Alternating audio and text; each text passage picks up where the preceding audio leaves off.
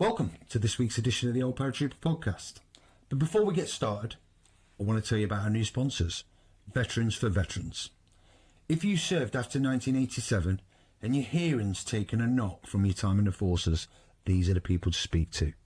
They've helped thousands of veterans like us claim compensation for tinnitus and hearing loss. They're ex-military themselves, so they genuinely get it. It's free to check if you qualify, and the claims are no win, no fee. To get started, click the link in this video or visit veteransforveterans.co.uk. Today's guest, a bit of a revisit again, cashing mine back several months. We had former paratrooper, an explorer extraordinaire, Karl Bushby on, but he's back for a second time, another sucker for punishment. Welcome back, Karl. How are we doing? Good. Live from a dark tent on the roadside of Romania. Ah, okay. Looks quite cozy though. Is it nice and warm there at the minute? I mean, it's not too bad. It's cooling down. Things are fairly cozy here in my little abode, where I spend way too much of my life. But yeah. No, fair play, buddy. Fair play. Well, what I like to do on these revisits when we kind of come, when you get you back on to kind of sort of have a catch up, if you like, is get a bit of a refresher for the audience that probably didn't see the first one, or just a reminder of your kind of life in the military and what sort of led you down the route of coming up with this expedition that they're on. And then we'll kind of pick up where we left off last time as we go. So, yeah, over to you. Yeah. Well, I joined the Army Parachute Regiment at 16. It was back in 86, something along those lines. Spent quite a while in trying to get through P Company. I think they managed. They let me through on my 5th P Company. So I spent a fair bit of time in that concentration camp that they used to have in Aldershot. Yeah. So, and then eventually moved on into 3 Para, where I spent about just shy of 12-year mark, something like 350 something days in 3 Para. Yeah, and then I left the Army. I left 3 Para to do this walk around the world, and it was during my time in 3 Para that this whole idea, the genesis of this idea, really originated.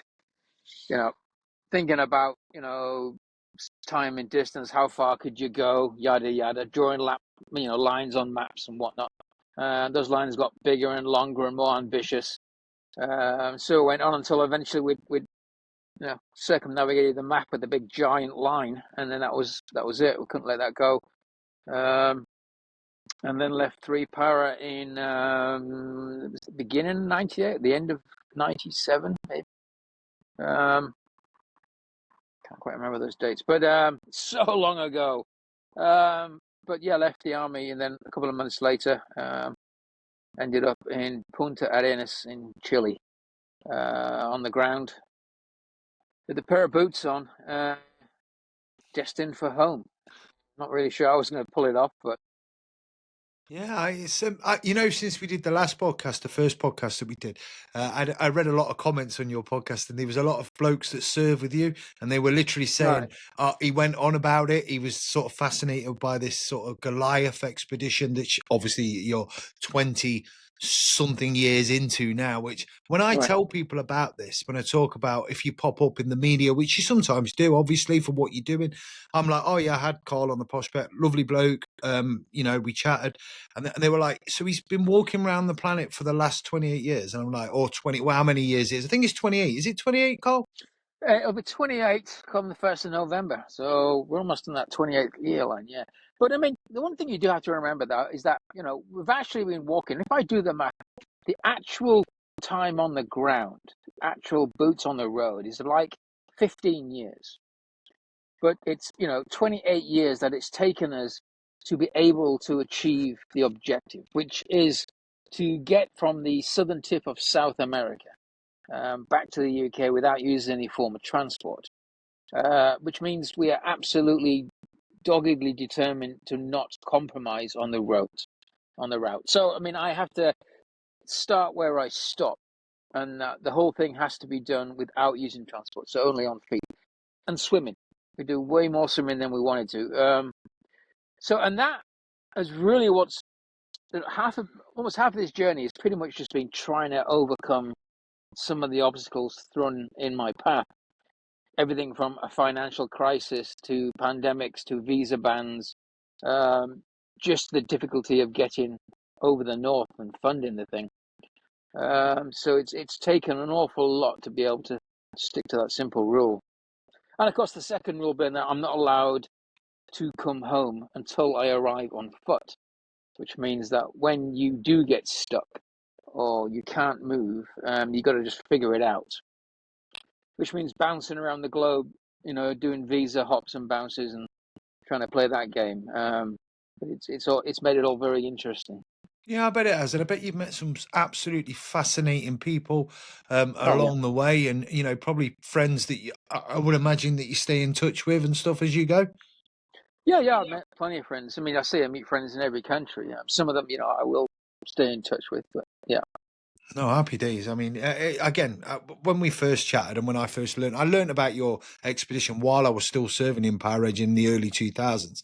And I was fascinated by it. And I was just a bit like, wow, someone's actually just got up to do that with a kind of a dream. And I've got to admire that. And I think a lot of people do as well. Just they'd love to do something like that. But it's not always, I suppose it is that simple, but people get too caught up in the rat race, don't they, Yeah, that's been an interesting part of it. I mean, I hear from so many people who just would love to do something like that, but don't seem to think that that's a reality. I mean, back when I started, there was nothing telling me that this was possible. We had no support. Nobody was willing to back me. I mean, even my own family was like, I'll be back in a couple of months. Just let him get it out of his system. So there wasn't a lot of faith in me, but yeah, it's interesting how these things work out. I don't know whether I'm just lucky or the fact that we had that right mindset from the get-go that we weren't gonna let go of this thing. We burned our bridges in the UK and swore blind that we weren't coming home. No, well, look, I can't fault you on your kind of your dream, and so far, we will talk about where you're up to in a minute. But obviously, last time we left off, you were having some dramas getting around, because I think it was whichever direction you went into a country that you couldn't cross through. I think it was either Russia one way and then Iran another, and then you kind of came up with the idea of crossing the Caspian Sea and swimming it, which you kind of think about, and when I say that out loud, seems a bit like, oh yeah, we'll just swim the sea. It's not the channel, Right. is it? You know what I mean? It's so how did you was that the only option open for you? Yes, I mean, it was the end of 2019, and we'd managed to get through Turkmenistan, and we arrived on the border with Iran. Things weren't great geopolitically. With a British passport, getting through Iran, even just visiting Iran can be difficult. And there was me trying to ask them for 4 months to walk across the country, which would have to be done with an escort. My sponsors couldn't be involved because of the sanctions. It was a US company. So it would all have to be funded totally independently. So there was a lot to do. So we came out of the country while back to the United States with my sponsors while we figured out how to do this. We managed to find contacts in Iran, someone who worked at an embassy who could willing to put a team together and help us. And it wasn't long after that the US took out General Soleimani with a hellfire from Baghdad airport, and then everything just disappeared, it evaporated. They wouldn't even talk to us anymore. So then we ended up waiting a couple of months over that winter to let things cool down. Come the spring, we reached out to our contacts in Iran. Let's give it another go. Sure enough, they were willing to pick up where we'd left off, but the next thing that happened, of course, was COVID, and that literally knocked Iran sideways straight out of the gate, right after it arrived in China. So everything just disappeared, and like everybody else, we were just sitting around not knowing what the hell was going on for the next 2 years, dealing with all the lockdowns in all the countries that we wanted to get back into, and then all the versions or variations of COVID that kept popping up. It was just a nightmare. And then eventually we decided, well, let's try for Russia. I knew I wasn't going to get back in Russia because I was already flagged as a security risk because we'd had a lot of drama with Russia. Certainly didn't want to go back. And literally as we were packing to go back, Russia did the stupid in Ukraine. And then we had to seriously reconsider all that, especially because I was going to, the idea was to go around the Caspian, then you'd come down into Chechnya through Grozny to get into, and all that was looking pretty unreasonable at that point. Well, they're all screaming death to America and everyone else. So that got shelved, and then it was like, what do? We were stuck on the wrong side of the Caspian. And, if you do like a terrain analysis, you could just scribble out all the countries that Russia was out. We couldn't get back into Turkmenistan. They weren't going to open up. The Taliban had just retaken Afghanistan to the south. It was just a wall of red. And then there was this big water gap. And then the only country that we were probably going to get into was Azerbaijan on the other side. And it was like a light shining on Baku in Azerbaijan. Like, that's your only option, is this 300-kilometer water obstacle, as we referred to it. And we're like, so the idea was, so I went, and I was in Mexico at this point. I'd been stuck in Mexico during COVID. And we had this, in Mexico, I was on the coast, and then they had this big bay. It was 4 kilometers. So I'm like, I'm going to have a crack at the bay. I'm going to swim across this bay and back and see, how I deal. I can't, I'm not a swimmer. I don't play in the water at all. It's not my thing. But we ended up using a flotation vest and then backstroking across, and then back. And it took something like 8 hours or something in the water. Wow. But we got back, we'd done 8Ks, and I'm like, you know what? I think we could do this. If I could do 10Ks a day, and I thought we could pull that off. So I went to my sponsors and said, look, I think this might actually be a reality, because we joked about it. We keep joking about swimming the Caspian. I'm like, yeah, I think it's doable. It's going to be a tough challenge. We're going to need support boats and all the rest of it, and God knows how we're going to make all that work, or even if we could afford it. But my sponsors gave it the green light. It's not like we had a lot of options, to be honest. Flying wasn't really something I was going to be able to do, so we're going to have to swim. And then the conversation was, how do you swim that kind of a distance? What kind of equipment do I need? We started doing swim lessons and all the rest of it, which I wasn't going to swim. I wasn't going to put a pair of trunks on and Michael Phillips my way across 300 k's open water. That's not going to happen. So we ended up using what I could get away with would be like a flotation vest, wetsuit, fins, and that was really all I needed. And with that, we could do those 10K days. Did some more training, and then we went back on the ground and actually had to backtrack into Uzbekistan and then up through the deserts of Kazakhstan around to the start point, where we selected a start point in the middle of nowhere on the coast of the Caspian, at the closest we could get to Baku. There's like a little spit on in Azerbaijan that sticks out into the Caspian. So we'd got about as close as we could get. We're down to about 280-something kilometers in a straight line. And then the next thing was, of course, how do you organize something like that? So we ended up just messing around that first year, trying to work with small companies and individuals who had boats. And my sponsors were pretty adamant they weren't going to let me try this without the right safety measures, without the backup and all the rest of it. A decent crew. They wanted a medic. So there was an awful lot of negotiation with my own sponsors, what we couldn't do, and they would have to pay for it all. And Angela Maxwell, another walker from the United States, who had worked with me in Mongolia and before that, she decided that she wanted to have a crack at it. So she joined me. So there's two of us. And that first year, we couldn't pull it off. It didn't work out. We were working with a couple of Azerbaijani, literally boat builders, who were trying to build the boat that we were going to use.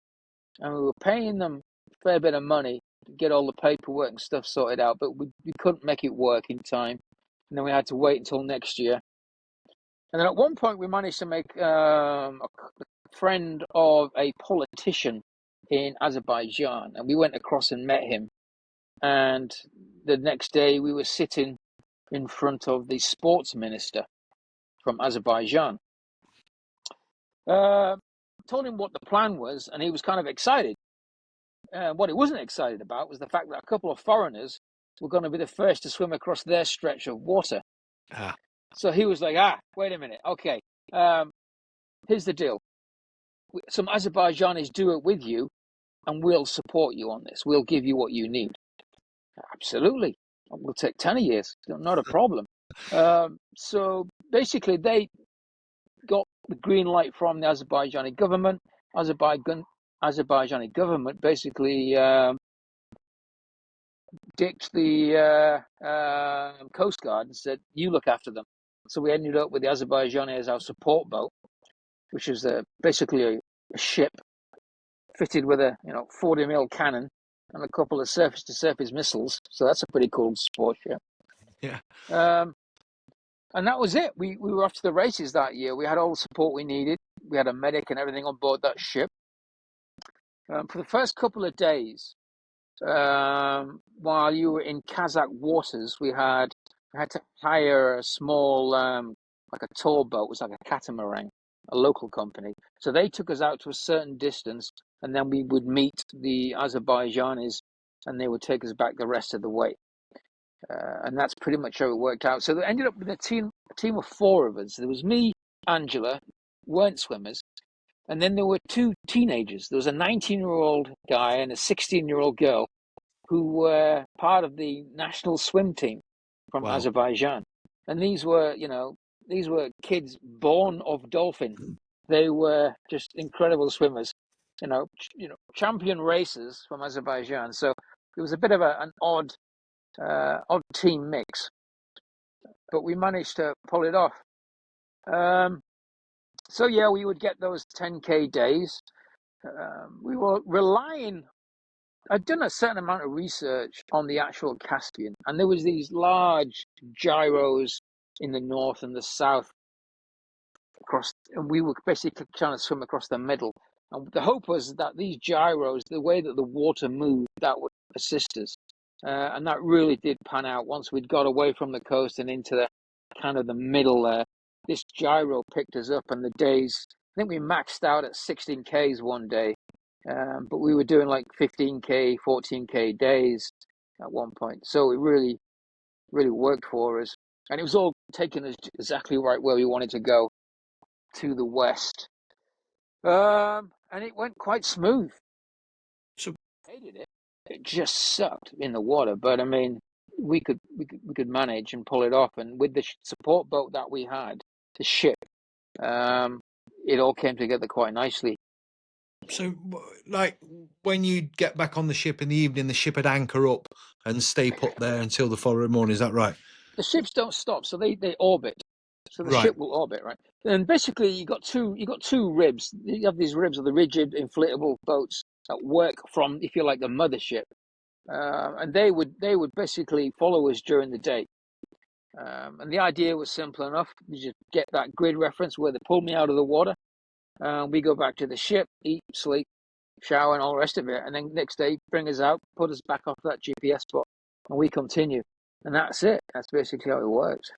How was you with like the salt water and stuff? Because I've been following Ross Edgley. I don't know if you've seen him. He swam around Iceland. Did the Iceland? Yeah, he had like really bad salt water rub. Did you have all them things to contend with as well? We got lucky. It's salt. The Caspian is a saltwater sea, but it's way less salt than you get in the oceans. So maybe a fifth of that. So it's really not that bad. And most of that salt content comes from the deserts on the Caspian side, on the Kazakh side. And as you make your way across, the water gets warmer and less saline. So we really didn't have those types of problems like Ross did, for sure, yeah. Was there any days where you thought, what am I doing here? Every day. Especially the morning. Yeah. Especially the morning, getting back into that and taking your first gulp of that ghastly water from the Caspian. Yeah, it was just, I hated it. I just, I'm not a swimmer, mate. I wouldn't do that. Yeah, but again, I mean, it was like 6 hours or something like that swimming, so it wasn't too bad. Well, it was a long time, like you say, in the water, in it. So, what was the final? How long did it take you from start to finish to swim it? Well, we said it would take about 30 days working on that 10K number, and it turned out to be 30. We arrived off the coast on 30 days, and it'd been a mix because some of those days we actually had to miss because the Coast Guard wouldn't put us in the water because of the wind conditions and things, so we had to skip days. But we were making up for lost time because we were pushing about 15 Ks the days that we were swimming. So it averaged out pretty nicely. And we arrived about 30 days. And then on the 31st day, we came in after they'd organised a reception party on the coast. Oh, brilliant stuff. And then did you have a few days rest and recuperation in Azerbaijan and then decide to push her? Yeah. We spent like a month or something in Azerbaijan after that. We hung out there quite a while to get new equipment, get the ship stuff flown in. Hung out for a while with the people we've been working with. And then, me and Angela went our separate ways. And I carried on through Azerbaijan for Georgia. And so where are you at now? So now I am about 4 days from the border with Hungary in Romania. There's a town just behind me called Timișoara. I passed through there today. So yeah, in about 4 or 5 days, I'll be up in Hungary, and then about a week or so after that, midway through November, I should arrive in Budapest. And then pretty much, I know obviously it's not as close, but I mean, it's surely you must feel like it's looking like a bit like the home stretch now. Oh, it is the home stretch. Yeah. I mean, when you're looking at about, well, I haven't done the math for a while, but we're in the 48,000 kilometer mark, and we've got about 2,000 Ks to go, which still sounds a lot on a day-to-day basis. 2,000 kilometers, I think just needs that. A lot can happen in those 2,000 kilometers, but still, compared to what we've done, it's nothing. I mean, it's a couple of months. Unfortunately, a couple of months more than we would like, but because we have to play by the visa rules now in Europe, so I have to. It's 90 days out of every 180 days. So at some point, I'm going to leave for 90 days, before I can come back, and then we'll do probably from Austria, Germany, France, and then I should be on the coast. Okay. Have you next managed? year. Have you managed to sort of negotiate walking through the Channel Tunnel? No, we're not there yet. We're ramping up to that. We're talking about it. I know that the authorities that run the tunnel know that I'm on my way, because people have written to them and they've responded to them and said, yes, look, we're aware of Mr. Bushby and his team. We're waiting to hear from them. I think that conversation will start pretty soon. It's going to be the end of next. I think when I have to step out of Europe here pretty soon, that's this visa thing, then we'll sit down and I think we'll start reaching out to them and organising that for next year. So we're getting to that point. And then what if that doesn't happen? Is it swim the channel back? God forbid, mate. Just don't even mention it. That I have to swim the channel. I think it'd be a nice way to finish off, Carl. No, it wouldn't. It'd be the worst way. It'd be a horrible way to finish off. I'd be such a grumpy cat if I had to do that. No, and we'll see. We'll have I'm pretty optimistic. We'll get through that tunnel. Happy days. So then back onto the coast, up the kind of, east coast of England, and then home. I said to you before, when you do come up past the Midlands, please give me a shout. I'll keep an eye on you, and I'd like to walk a stretch with you. I'd like to chat to you in person. If you're up for that, I think it'd be brilliant. So I've got to ask you, because I don't think I asked you this last time. I may have done.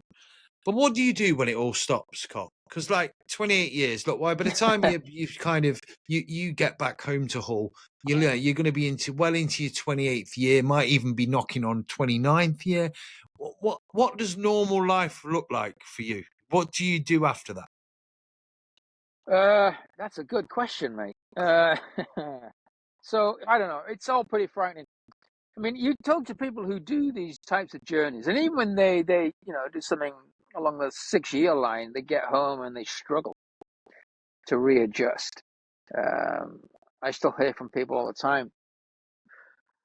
So yeah, there'll be a tough period. I think the best answer is to get your teeth into another mission and keep busy. That's the way you're going to have to deal with this thing.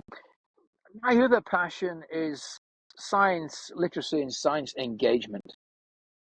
And I think that's probably going to be the next mission. I will end up devoting the rest of my life to. I think there's a worthy fight there, and I think that's where that will go. At least if I have the option. Now, when I get back, obviously there's going to be a little bit of it to do. There's things, there's a documentary that's going to be put together. There's even whispers of a movie and stuff now. There's all kinds of things that will keep me busy for a little while. There'll be the 15 minutes of TV and all the rest of it, and then I'll have to move on and get a real job and grow up. But when I do, if I had my option, yeah, it would be science literacy, science engagement, and it would be working with the young. That's the way I want to go. Yeah, absolutely, and it's good because in that way you're kind of putting something back, aren't you? I always say this all the time. You get to a stage in your life where you want to give something back. So the last 28 years you've spent walking around the planet, which again is immense when you say it out loud. And then it'd be nice to pass off your experiences to the young. I think there'd be a lot of stuff in, keynote speaking, and I think people will pay to watch and listen to you talk about your events. I'm always in awe of your experiences, and I'm sure there's loads you've not spoke about and sort of experiences that you probably not even forgot. Have you been keeping a diary as you go, Carl? I should imagine that's... Yeah, I mean, right from day one. I mean, we have that first book that came out in 2006. And that was the Americas, and that was basically from keeping a diary in the Americas, just scribbling, notes end of every day. Ended up with a big stack of A4 that was then condensed into a book format for that first book. And for sure there'll be another book, if not two. I mean, we did a book deal with Time Warner, which I believe is now Little Brown Books, for 2 books. So we owe them another book, for starters. The sequel, after the Bering Strait, and then there'll probably be something else after that as well, I imagine. Yeah. No, fair play. Any kind of advice that you would give, just to finish off with? I don't want to keep you too long. I know it's quite late at night there now, but any advice you would give to anyone that's thinking of setting off and doing a similar sort of challenge? Starting is the big one. Once you get on the ground, events will take over. Yeah, and it's that initial just making it happen. Don't wait until everything's in place. Don't wait for perfection. Don't wait for everything to be nailed down. It'll never happen, especially if you're going to do something of continents and over years, etc. My other advice would be try and keep it within 5 years. Because after that, it's going to mess with your life. It's going to mess with the relationships. It's going to mess with family. Try and keep that intact. So maybe 5 years is good. That would be my advice. You'll enjoy it if you keep it to 5 years, because if you start going beyond that, it's gonna start getting a bit weird. Yeah, just the main advice is just to begin. No. That's once you can get over that hurdle and convince yourself to get on the ground, and as you start moving, the rest of it will kind of sort itself out. Yeah, because you can't plan for every eventuality, can you? I mean, you've faced sort of so many setbacks, and change of plans since you've gone? I mean, you didn't plan on getting banged up in Siberia for one. I mean, and that probably wasn't on your. You did get banged up in Siberia, didn't you? Is that right? We ended up 57 days, put on trial twice. It got pretty hairy. Got a little close. We got, again, luck of the gods, and got away with it. And ended up in jail in Panama as well, after coming out of the Darien Gap and all the rest of that. You're not going to foresee any of these things. The world's going to throw all kinds of crazy at you.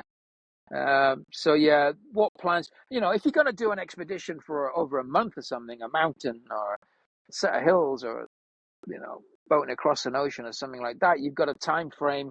You have a good understanding of the logistics, yada yada. But when you start going into the years, no, you're going to have to learn to roll with it and think on your feet and act.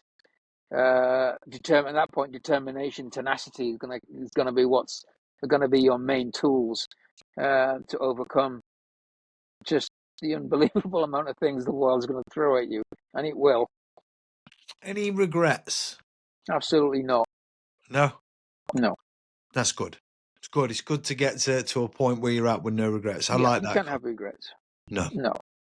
Well, fair play. Look, I find it fascinating always talking to you, Carl. I still can't get my head around the enormous kind of sort of task that you've took upon and how you've done it, and the knowledge. People always say travel is knowledge. I'm a big believer in that. I love travel. I'm always trying to get away in different knowledge, but the amount of culture and sort of different cultures that you've encountered along your way, it must be an incredible experience. And I'd love for you to come back and talk openly at venues. I definitely would come and see you, and I think a lot of people would as well, to listen to your.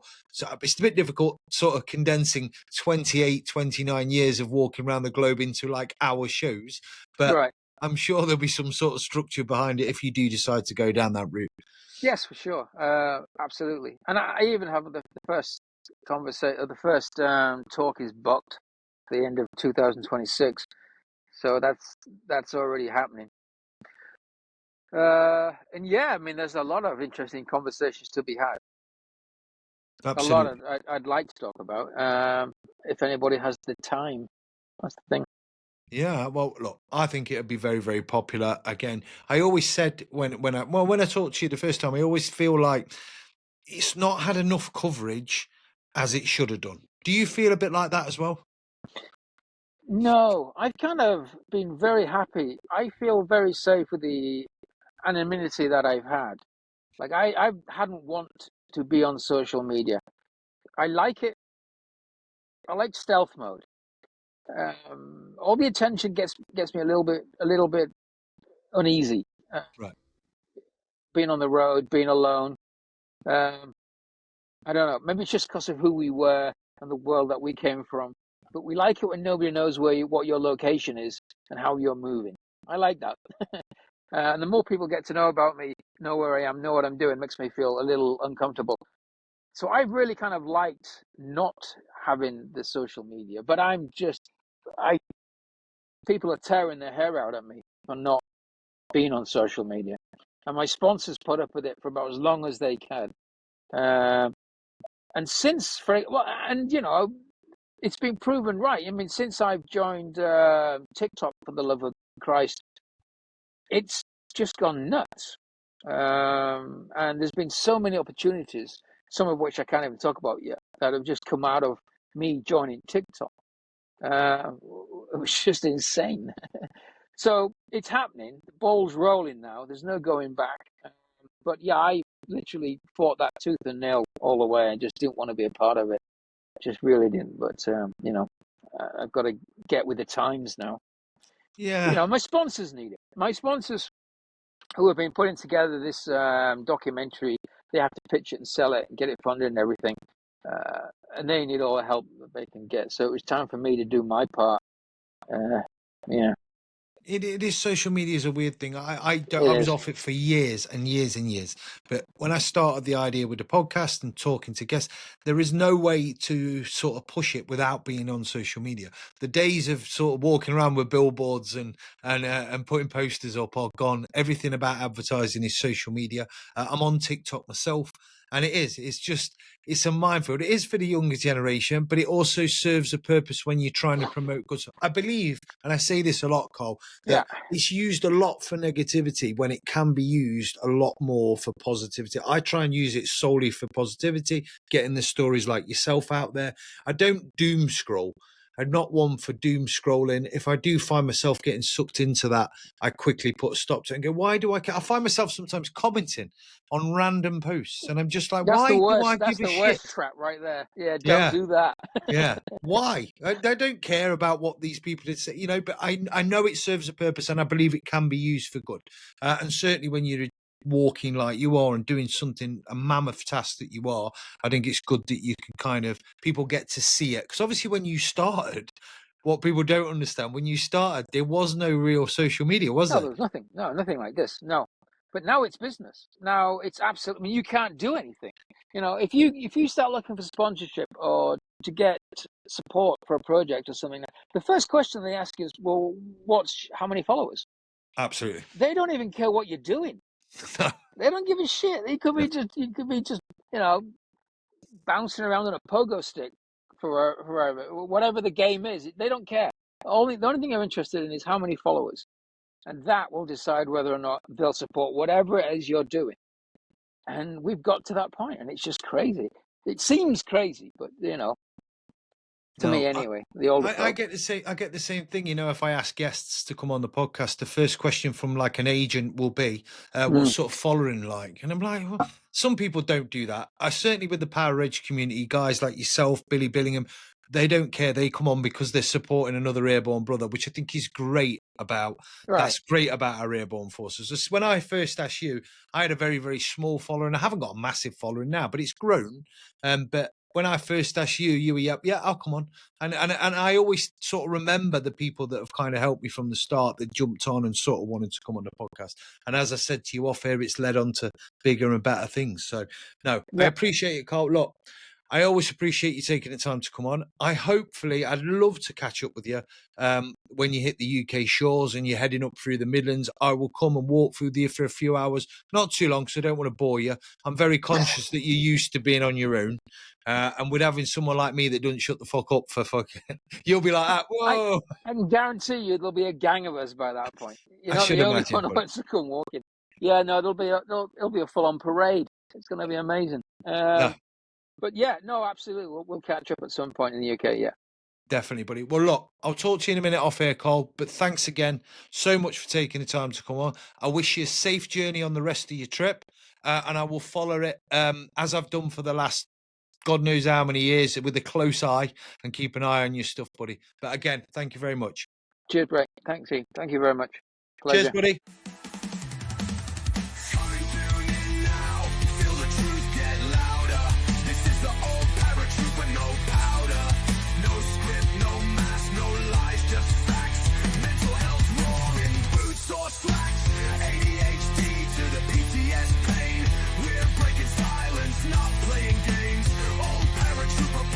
Stay locked in, stories from the edge where the healing begins.